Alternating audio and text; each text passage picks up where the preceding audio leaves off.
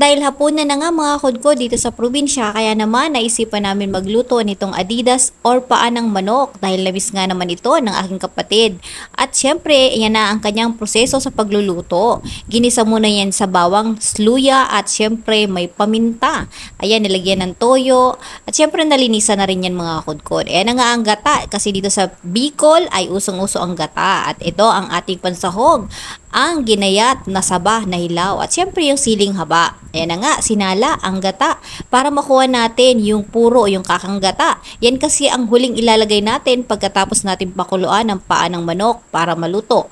At ito na nga mga kudkod, ang ating ginigisang paa ng manok. Sa mga hindi mahilig dito, pa-skip na lang po ng ating video, baka masilan po kayo. At syempre, ang ating pampagana, ang siling haba. At syempre, ayan na nga, ginayat na nga, sabi ko kanina mga kudkod, masarap kasi yan yung saba na hilaw. At ayan na nga mga kudkod, malapit na yung ilagay ang ating gata.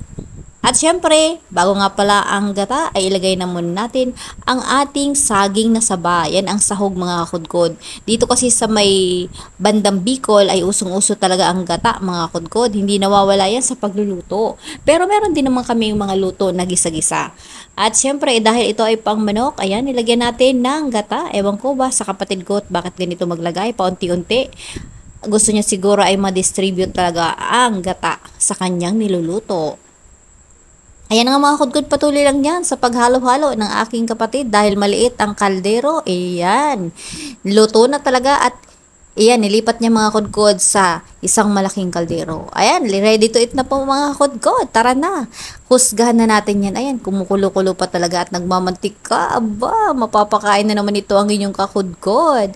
Kaya naman subukan niyo na rin magluto nito mga kudkod. At sigurado, hahanap-hanapin niyo ang lasa ng adobo sa gata na Adidas or paan ng manok. Shoutout yan sa ating mga Bicolana na mahilig sa gata. Ayan, sa mga OFW, ingat-ingat po ang lahat. Maraming salamat.